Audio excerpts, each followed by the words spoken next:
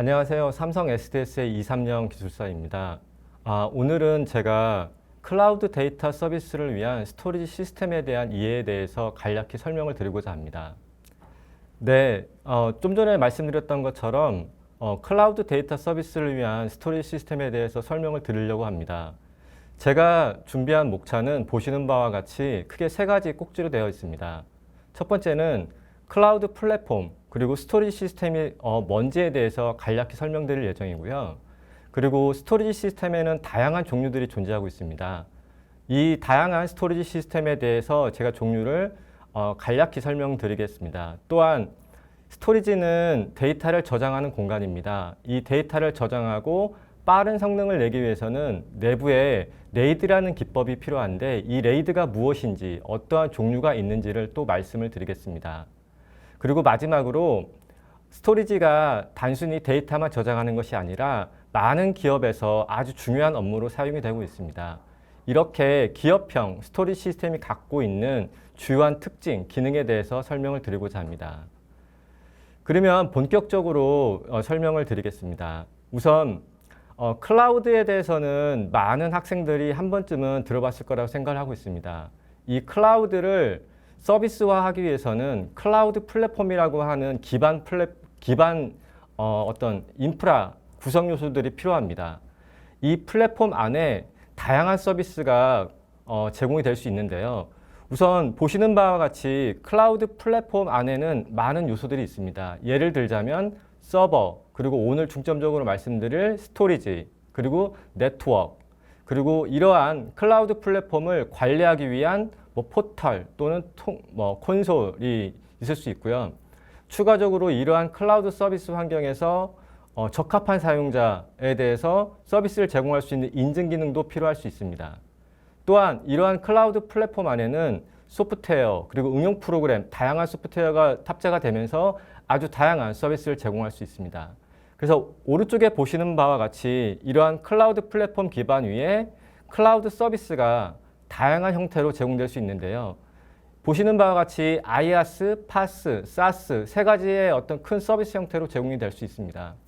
IaaS는 인프라 애저 서비스로 서버, 스토리지, 네트워크 같은 인프라 자원을 서비스 형태로 제공하는 것을 말합니다. PaaS는 플랫폼 애저 서비스로 일종의 개발 플랫폼을 클라우드 서비스로 제공하는 것을 말합니다.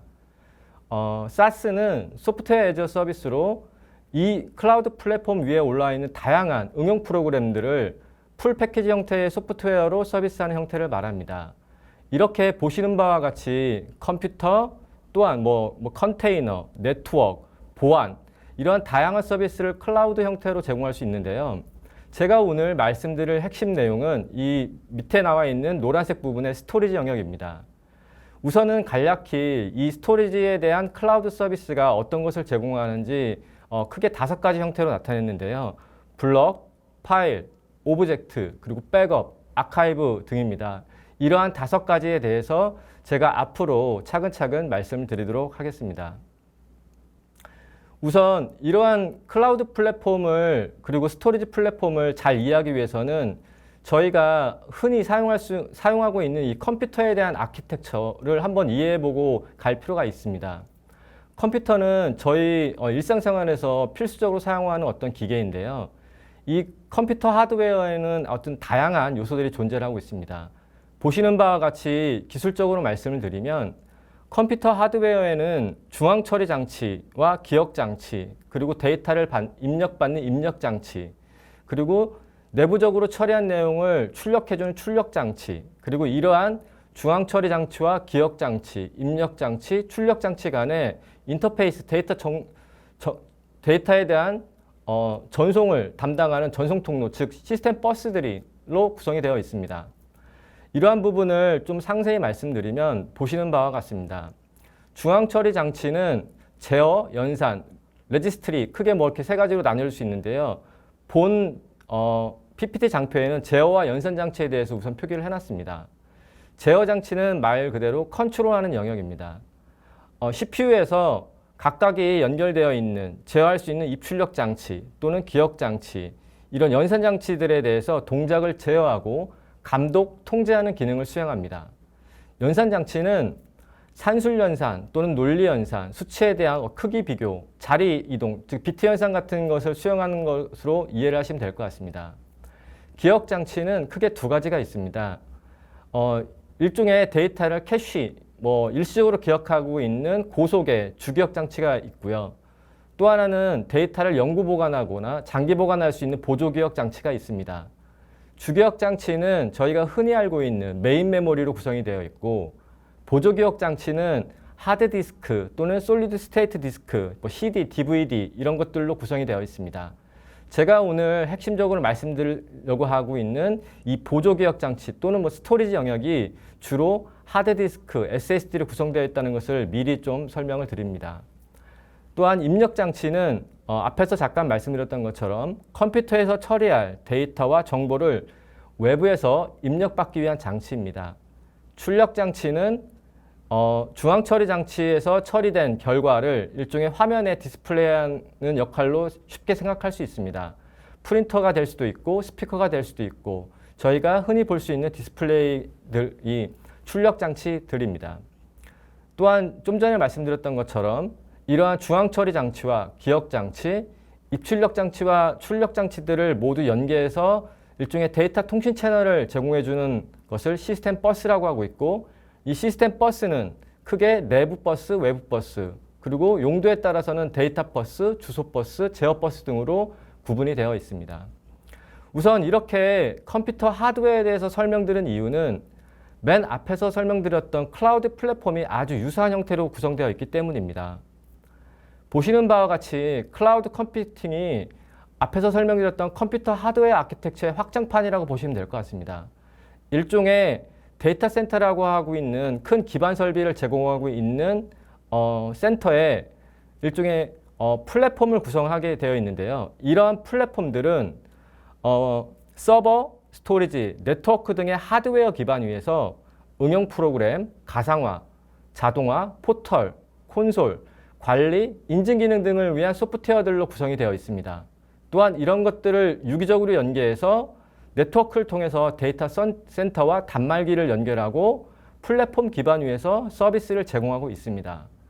여기서 제가 오늘 말씀드릴 이 스토리지가 데이터를 저장하고 관리하고 또한 백업하고 다양한 기능을 제공하고 있는데, 그런 부분들이 컴퓨터와 클라우드 컴퓨팅의 어떤 인프라 아키텍처가 상당히 유사하기 때문에 앞에서 설명드렸다고 이해를 하시면 될 것 같습니다.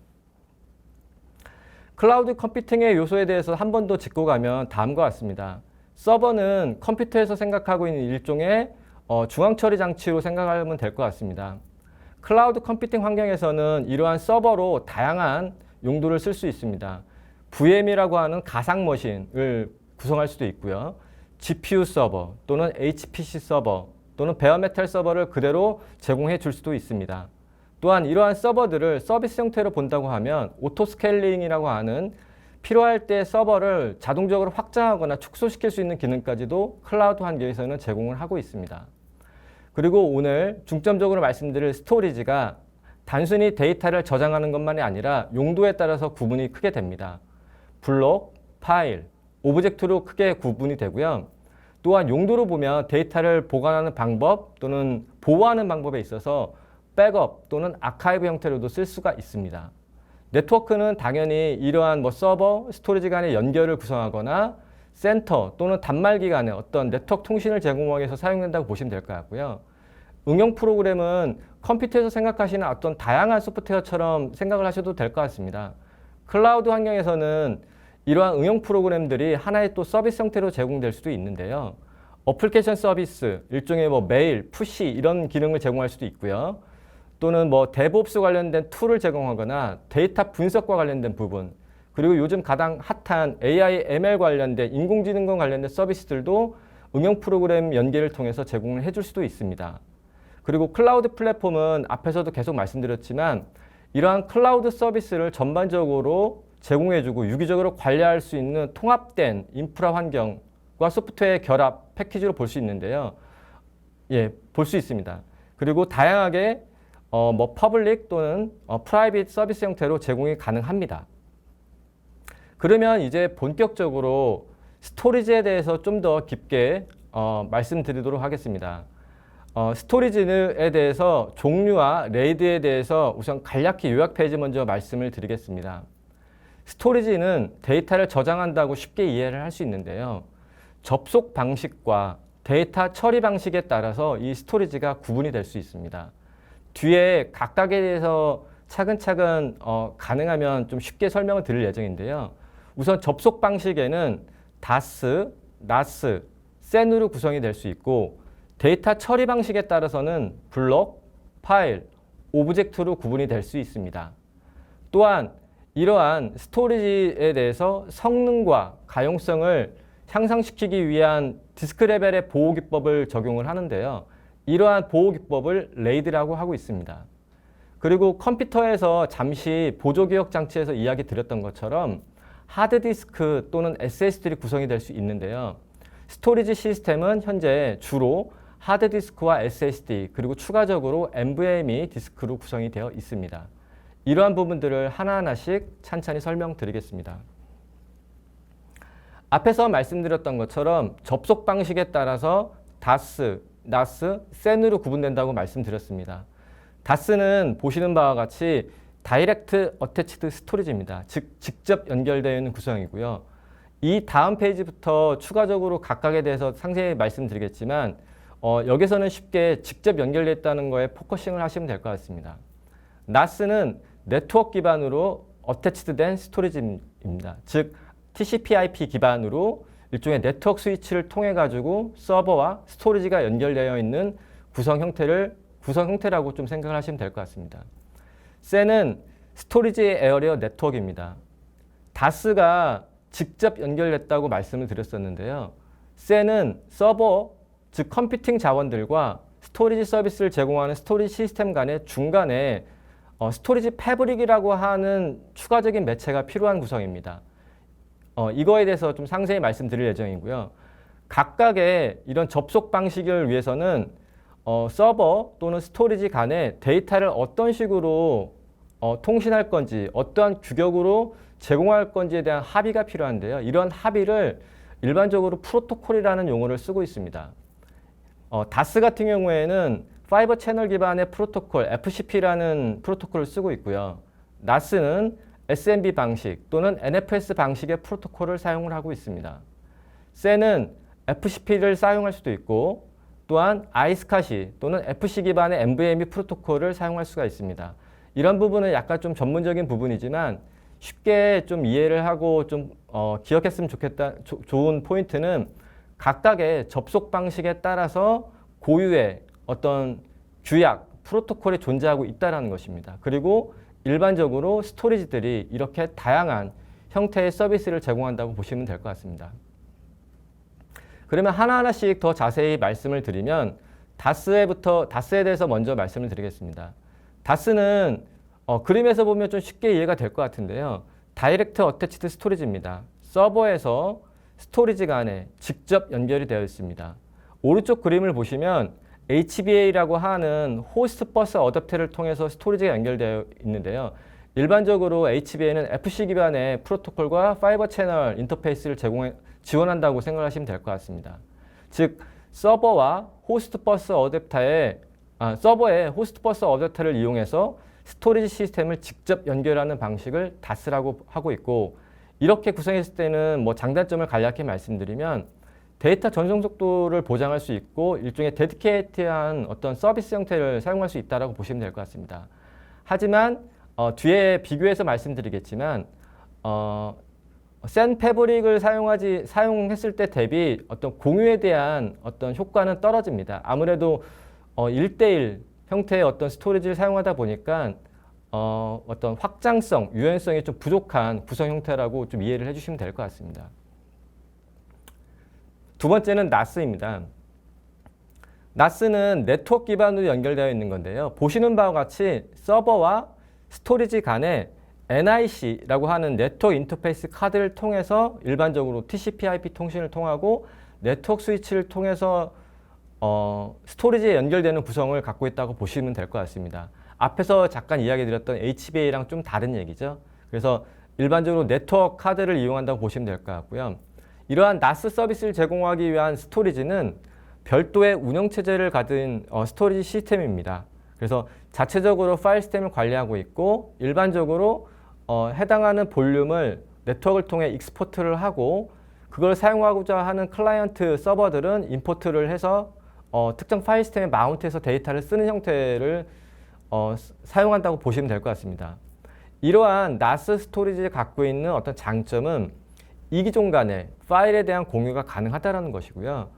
그리고 NAS 서비스를 제공하는 어떤 이 스토리지가 하나로 구성되어 있기 때문에 설치나 관리가 상대적으로 용이하다는 것입니다. 단점으로는 TCP/IP 기반의 어떤 프로토콜 오버헤드가 아무래도 존재하다 보니까 그리고 또한 네트워크 대역폭에 대한 제약도 존재하기 때문에 이러한 제약이 좀 있을 수 있고요. 안정성이 FCP 대비 약간 좀 취약할 수 있다는 단점도 존재하고 있습니다. 하지만 최근에는 이 네트워크에 대한 인터페이스 카드 역시 고속으로 또 안정성도 많이 확보되어 있기 때문에 좀 많이 사용하고 있는 패턴이라고 보시면 될 것 같습니다. 또 하나의 구성은 SAN 구성입니다. 중간에 뭐가 있죠? FCP 기반의 SAN 스위치를 통하거나 또는 IP 기반으로 통신할 때는 네트워크 스위치가 중간에 있습니다. 그래서 서버와 스토리지 간의 중간 매개체, 중간에 어떤 네트워크 패브릭을 통해 가지고 연결되는 구성이라 보면 되실 것 같고요. 서버와 스토리지를 전용 네트워크로 상호 구성하여 고가용성, 고성능, 융통성, 확장성을 보장하고 데이터 블록에 대한 서비스를 제공하고 있는 형태로 보시면 될 것 같습니다. 즉 앞에서 말씀드렸던 DAS 그리고 NAS에 대한 장점을 혼합해서 구성한 형태라고 보시면 될 것 같습니다. 일반적으로 SAN 패브릭은 크게 두 가지로 구성이 됩니다. FC SAN 패브릭 또는 IP SAN 패브릭이라 구성이 되고 있고요. 각각에서 사용하고 있는 프로토콜이 약간 좀 차이는 있습니다. FC 기반의 SAN 스위치라고 하면 FCP 프로토콜을 사용한다고 보시면 될 것 같고요. 네트워크 스위치를 통한 어떤 프로토콜은 일반적으로 아이스카시 프로토콜을 쓴다고 보시면 될 것 같습니다. 그래서 가장 큰 장점은 고속 전송, 그리고 장거리 연결, 그리고 멀티 프로토콜을 지원한다는 것이고 이러한 스토리지 서비스를 공유할 수 있다는 것입니다. 근데 상대적으로 단점을 앞에 거와 좀 비교해서 말씀드리면 아무래도 중간 매개체가 필요하다 보니까 그리고 고속의 서비스를 또 필요할 수 있거든요. 그러다 보니까 DAS 또는 뭐 NAS에 비해서 상대적으로 구성할 때 비용이 좀 더 발생할 수 있다는 단점이 존재하고 있습니다. 앞에서는 데이터 어떤 접속 방식에 따라서 세 가지를 말씀드렸었는데요. 이번에는 데이터를 그러면 처리하는 방식에 따라서 블록 파일 오브젝트로 나눠질 수 있는데 이거에 대해서 좀 말씀을 드리겠습니다. 하나하나 또 차근차근 말씀을 드리겠지만 앞에서 말씀드렸던 것처럼 이런 블록 서비스를 할 때에도 사용하는 프로토콜과 파일 또는 오브젝트 서비스를 할 때 사용하는 프로토콜 또는 API 형태가 좀 다릅니다. 블록 서비스는 FCP, 아이스카시, 일반적으로 또 FCMVM이라는 프로토콜을 사용하고 있고요. 파일은 앞에서 봤던 NAS랑 상당히 유사하고 똑같다고 보셔도 무방할 것 같습니다.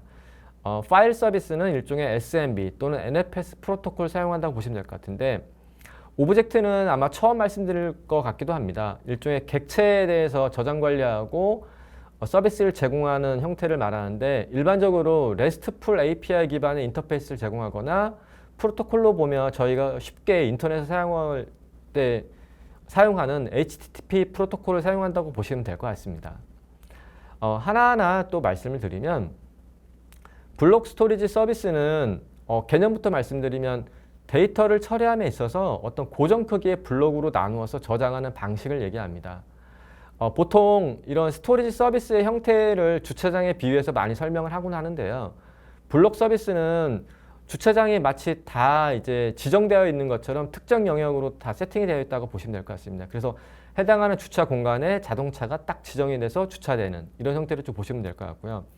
블록 서비스는 고속의 IOPS, IOPS는 초당 I/O에 대한 처리량을 의미합니다. 이런 고속의 IOPS 또는 이거에 따른 뭐 낮은 지연 시간을 제공한다고 보시면 될 것 같고요. 상대적으로 좀 구축할 때 있어서 좀 고비용이 발생할 수 있습니다. 아무래도 대부분의 중요 업무라고 하는 데이터베이스가 구성되는 이런 시스템들은 대부분 블록 스토리지이기 때문에 상대적으로 고비용에 대한 어떤 안정성을 확보하기 위한 어떤 스토리지 형태라고 보시면 될 것 같고요. 특징으로는 블록 스토리지를 구성하기 위해서 뭐 다스 또는 센으로 일반적으로 구성이 됩니다. 프로토콜은 앞에서도 말씀드렸던 것처럼 뭐 FCP, 아이스카시 그리고 FCMVM 형태로 사용이 될 수 있습니다.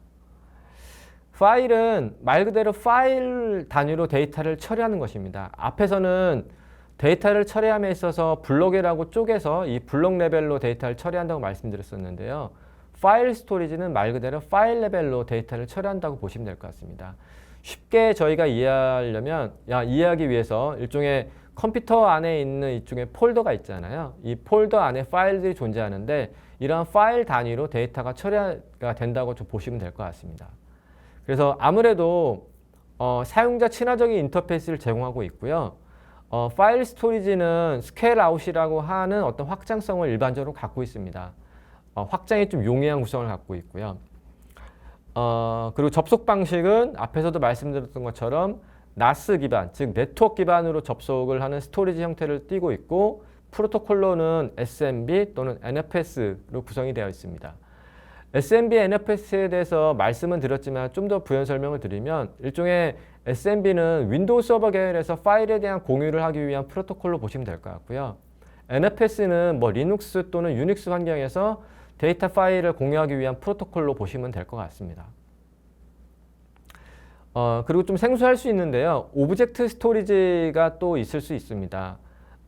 가장 쉽게 설명드리기 위해서는 저희가 일종의 뭐 핸드폰을 사용해 가지고 카메라로 사진을 좀 찍을 때가 있는데요. 이 사진을 특정 웹 클라우드 환경으로 데이터를 올린다. 그리고 그 데이터를 내가 핸드폰을 통해서 또 어디서든지 볼 수 있다. 이런 형태를 좀 종종 아마 경험이 있으실 겁니다. 이렇게 데이터가 어떤 이미지 형태 또는 뭐 비디오가 될 수도 있고요. 뭐 텍스트가 돼도 상관없습니다. 이러한 형태가 일종의 하나의 객체 단위로 올라가서 객체 단위로 컨트롤이 되고 이것이 쉽게 얘기하면 뭐 HTTP와 같은 RESTful API 기반의 인터페이스를 통해서 액세스가 되는 형태의 스토리지를 오브젝트 스토리라고 좀 이해를 하시면 될 것 같고요. 이러한 오브젝트 스토리지는 뭐 플랫 아키텍처라고도 하는데 평면 구조로 되어 있어서 상대적으로 빠른 접근이 가능합니다.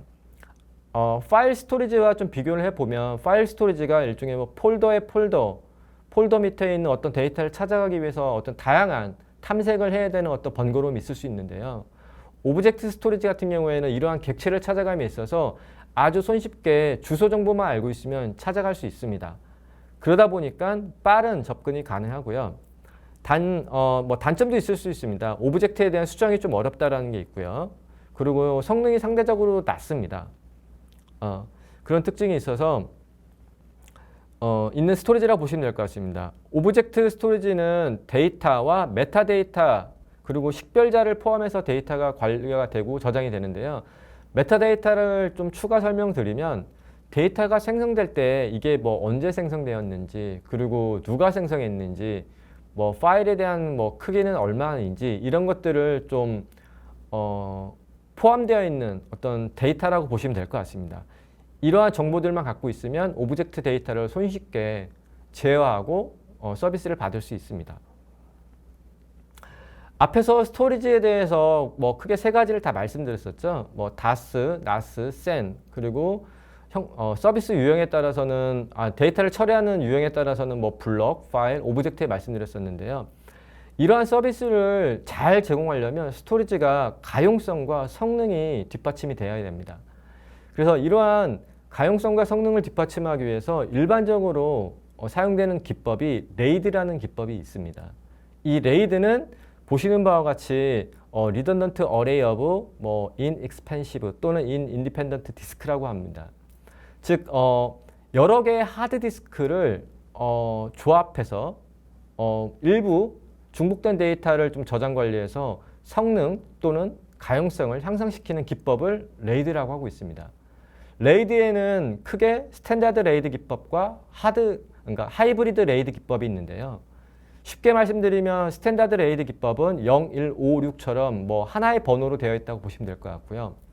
하이브리드 레이드 기법에는 뭐 크게 두 가지만 예시를 들었지만 조합이 되어 있는 겁니다. 0, 1 또는 1, 0. 이렇게 되어 있다고 보시면 될 것 같고요. 이러한 부분들을 하나하나씩 또 찬찬히 설명드리겠습니다. 레이드 0부터 말씀드리겠습니다. 레이드 0은 스트라이핑 기법이라고도 합니다. 그림을 좀 이해할 필요가 있는데요. 데이터가 저장될 때 일종의 이 그림을 보면 디스크가 0번과 1번이 있고 이 0번과 1번 사이에 일종의 데이터를 블록 형태로 쪼개서 뭐 A1부터 A6까지 나열이 됐다고 했을 때 이게 중복되는 것 없이 순차적으로 쫙 데이터가 저장되는 형태입니다.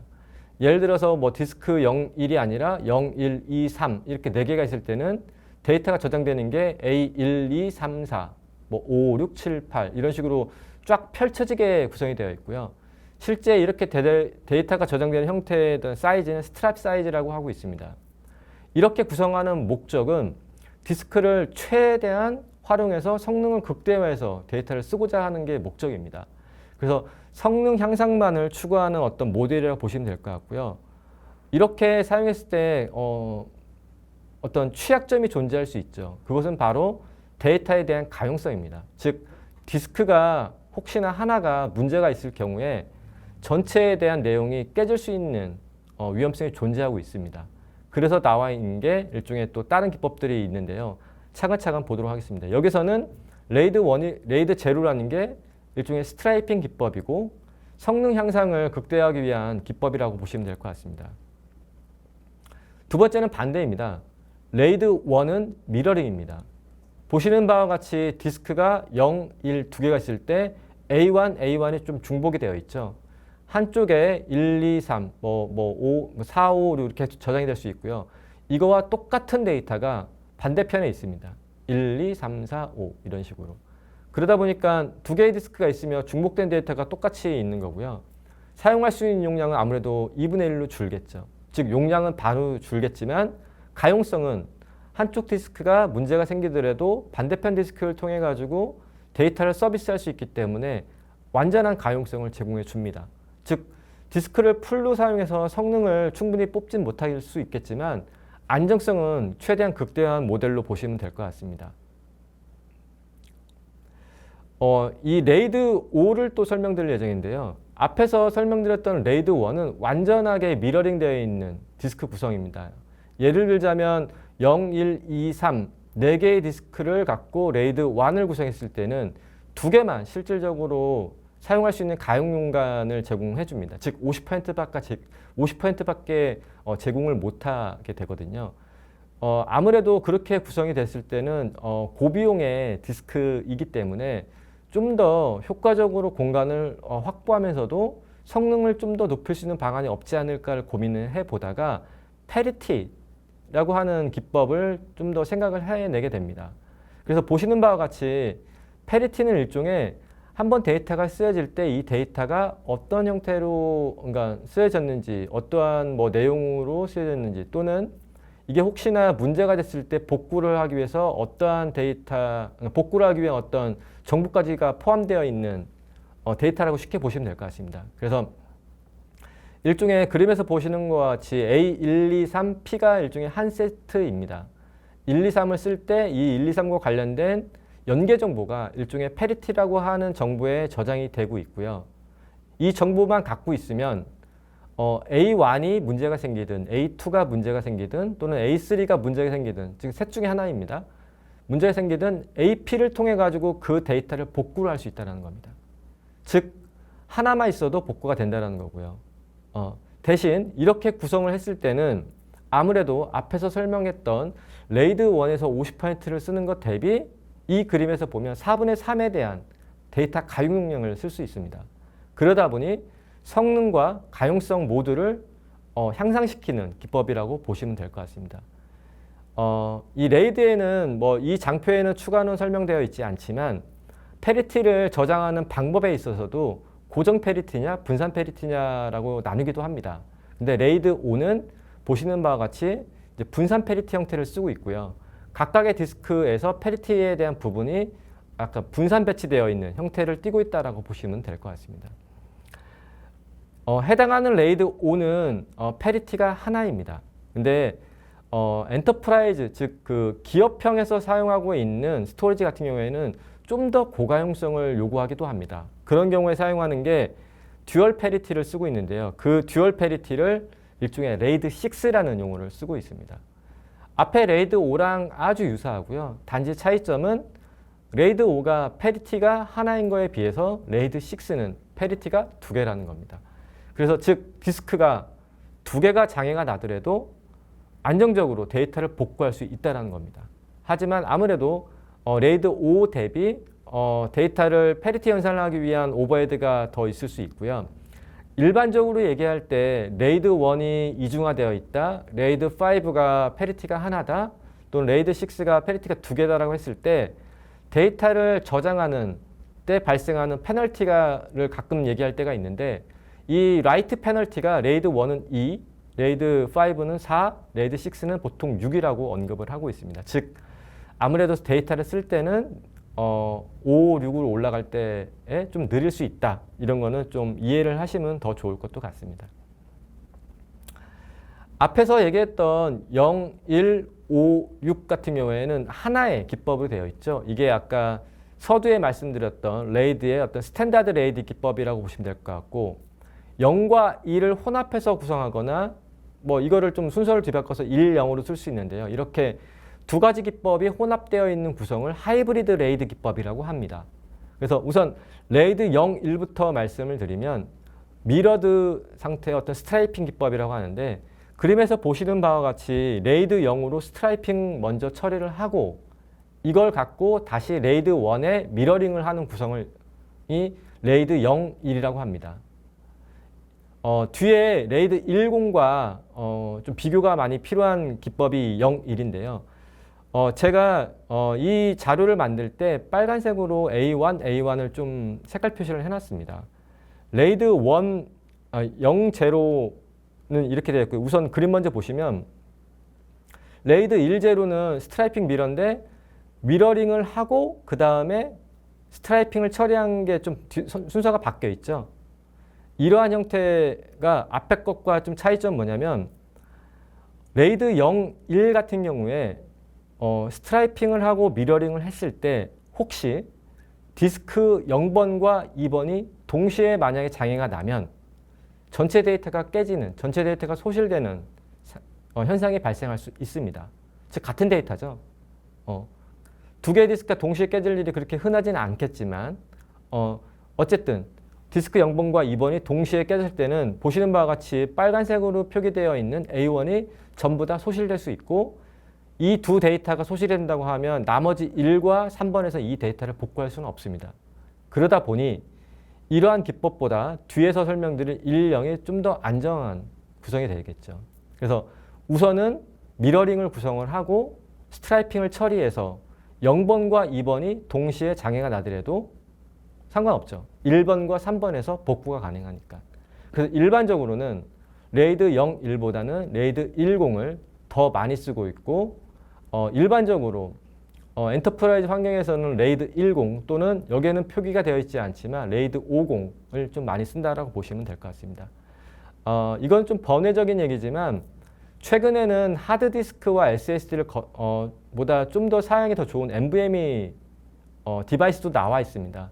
SSD부터 NVMe까지는 아주 고속의 데이터에 대한 응답 시간을 제공하고 있고 안정성이 높다 보니까 성능은 기본적으로 제공한다는 가정하에 안정성을 확보하기 위해서 보통 레이드 5 또는 레이드 6, 레이드 5보다도 또 6를 좀 더 많이 쓰는 것 같은데요.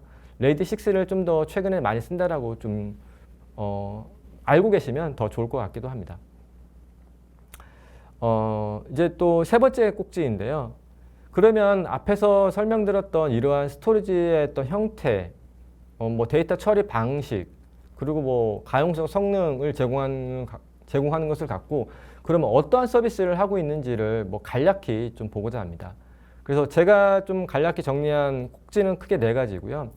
하나는 데이터 서비스, 그리고 또 하나 성능 및 가용성, 그리고 데이터 효율화, 데이터 보호에 대해서 말씀드리겠습니다. 이러한 큰 네 가지 꼭지들이 있어야지 기업형이라고 하고 있는 기업형 스토리지에서 제공하고 있는 주요 기능이라고 좀 보시면 될 것 같습니다. 우선 데이터 서비스는 지금까지 계속 말씀드렸기 때문에 이제 좀 이해가 되실 것 같습니다. 접속 방식이나 서비스를 한 번 더 리마인드 시키면 뭐 DAS, NAS, SAN이 있었고요. 각각에 대해서 데이터를 처리하는 방식에 따라서 블록, 파일, 오브젝트로 나뉘어진다고 했었습니다. 그리고 이러한 서비스 형태가 다양한 프로토콜 또는 API를 통해서 연계가 된다고 했는데 기업형 스토리지 시스템은 이렇게 멀티 프로토콜을 통한 다양한 데이터 서비스를 모두 제공할 수 있어야 됩니다. 이게 기본적인 겁니다. 그래서 단순하게 하나만 제공하는 게 아니라 이러한 다양한 스토리지 데이터 서비스를 제공하는 게 일반적인 기업형 스토리지 시스템이라고 이해를 해주시면 될 것 같습니다. 두 번째 특징은 성능과 가용성을 좀 극대화하기 위해서 제가 이제 레이드라고 하는 기법을 말씀드렸었는데요.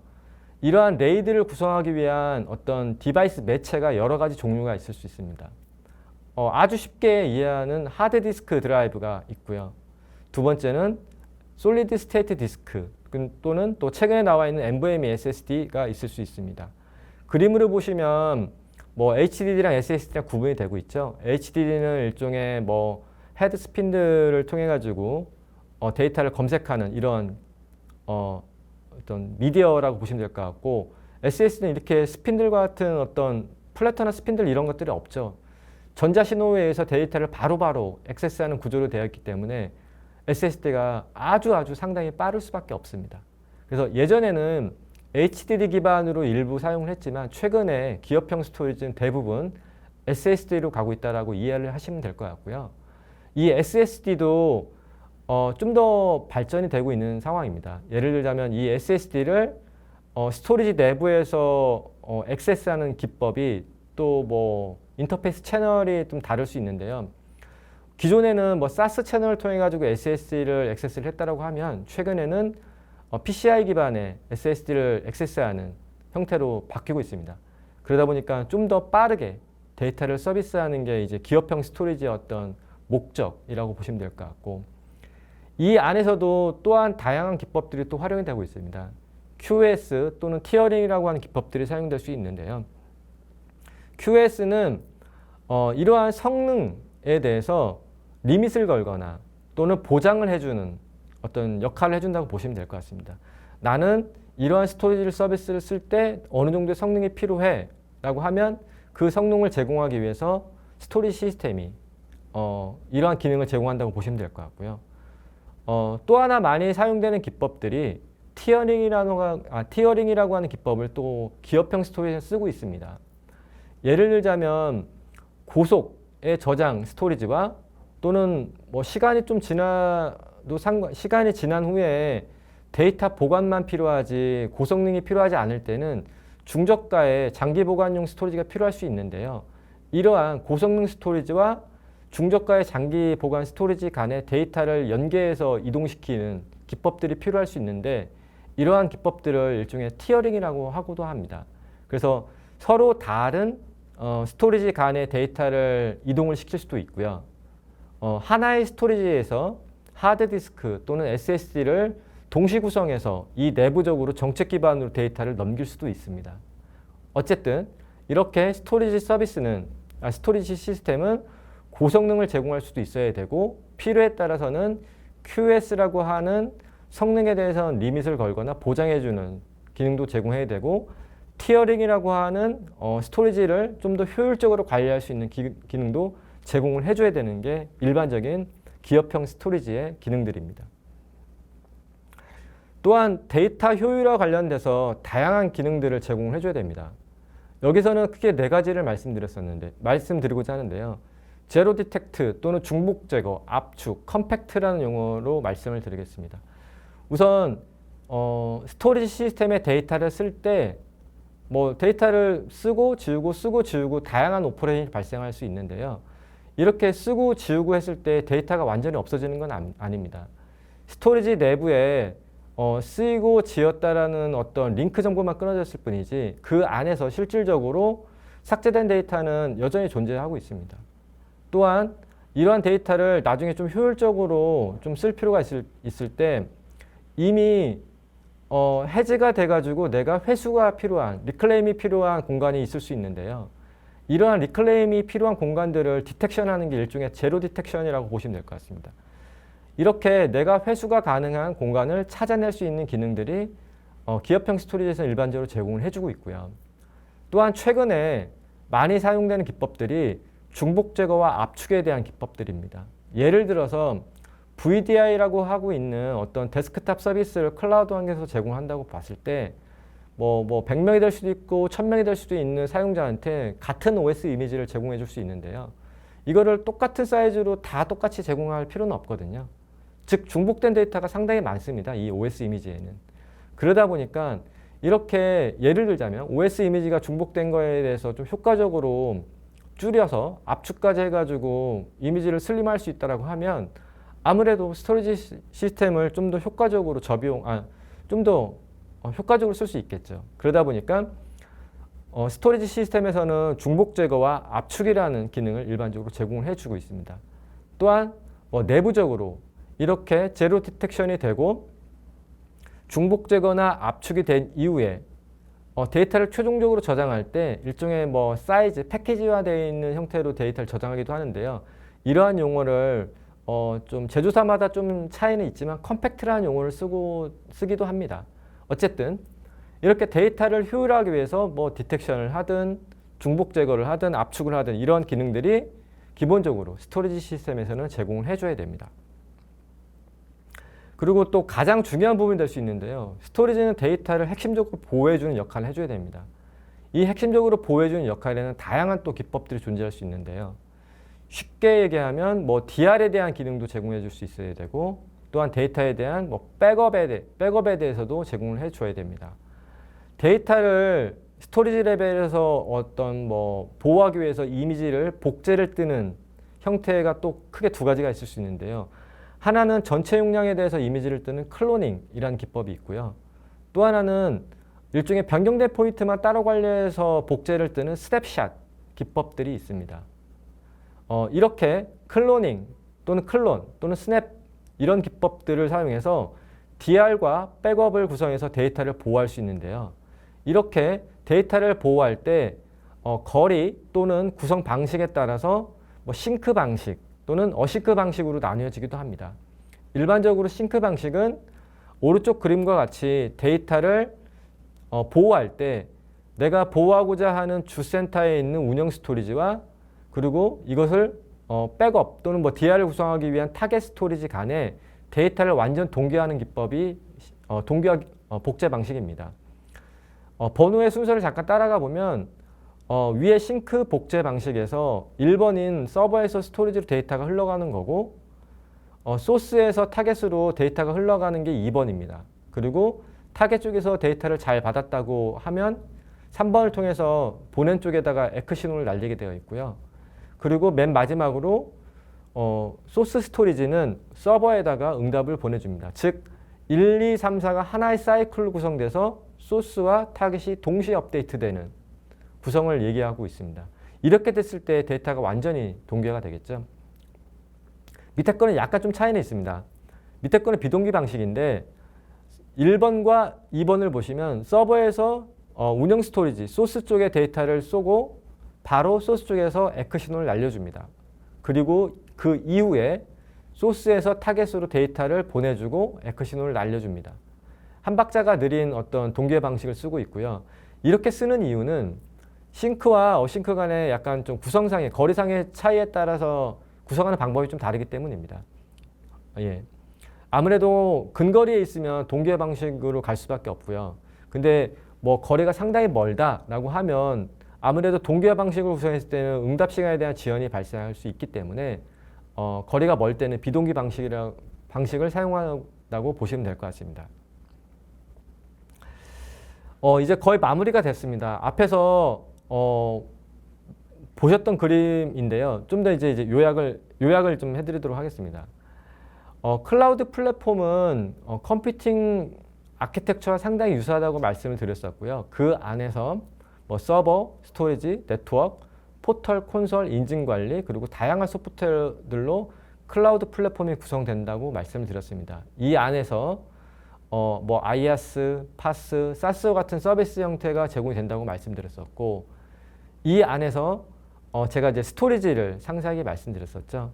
이 스토리지를 정리하면 블록, 파일, 오브젝트와 같은 데이터를 처리하는 유형에 따라서 서비스가 구분이 되기도 하고, 그리고 데이터 보호를 위해서 백업 또는 장기 보관을 위한 아카이브 형태로 데이터 형태가 제공될 수 있다고도 말씀드렸습니다. 그리고 이러한 서비스들을 제공하기 위해서 기본적으로 클라우드 플랫폼 안에 있는 이 스토리지들은 다양한 멀티 프로토콜을 지원해 줘야 되고요. 고성능을 제공해주고 고가용성을 제공해 줘야 됩니다. 그리고 데이터 효율화, 즉 아까 말씀드렸죠. 중복 제거나 압축 이런 것들을 기본적으로 제공해서 효과적으로 데이터를 쓸 수 있어야 되고, 그리고 가장 중요한 데이터를 안전하게 보관할 수 있는 기능을 제공해 줘야 됩니다. 즉 이러한 클라우드 플랫폼의 핵심 구성 요소인 스토리지를 통해서 다양한 클라우드 서비스를 현재 제공받고 있으신 겁니다. 네, 제가 준비한 거는 여기까지고요. 지금까지 들어주셔서 감사합니다.